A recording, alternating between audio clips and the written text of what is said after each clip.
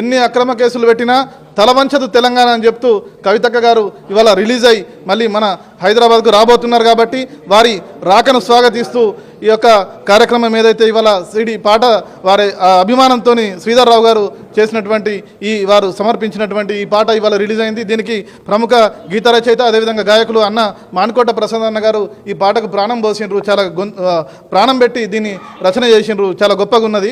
ఈ యొక్క పాటను కవితక్క గారిని స్వాగతిస్తూ వారి అభిమానుల పక్షాన వారిని అభిమానించే ప్రతి ఒక్కరి పక్షాన ఈ యొక్క పాటను రిలీజ్ చేయడం జరిగింది.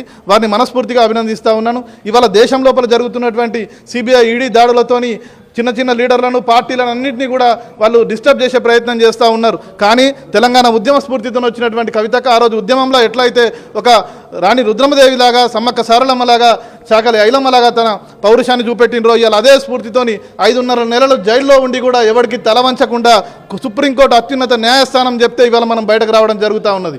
మీ దగ్గర ఏం ఆధారాలు ఉన్నాయని అడిగితే సిబిఐ ఈడీ ఈ రెండుకి సంబంధించినటువంటి వాటి పక్షాన ఉన్నటువంటి న్యాయవాదులు నీళ్లు నములుతూ కోర్టు లోపల చేతులు ఎత్తేశారు. ఇలాంటి సందర్భంలో కోర్టు చాలా తీవ్రమైన వ్యాఖ్యలు చేస్తూ కవితక్క గారికి బెయిల్ ఇవ్వడం జరిగింది.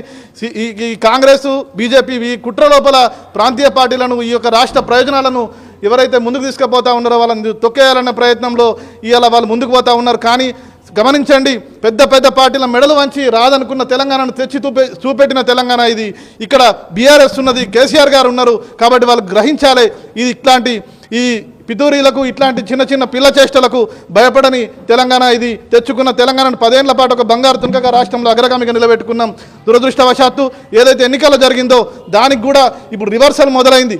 కవితక్క బయటికి రావడంతోనే తెలంగాణ మళ్ళీ పునరుద్ధానమై పైకి లేస్తుంది. కేసీఆర్ గారి ఆధ్వర్యంలో సునామీ సృష్టిస్తాం. మళ్ళీ భారత రాష్ట్ర సమితి ఈ తెలంగాణలో ఉన్నటువంటి విస్తృత ప్రజాభిప్రాయంతో మళ్ళీ ముందుకు వస్తుంది. త్వరలోనే మీరు అందరూ చూస్తారు.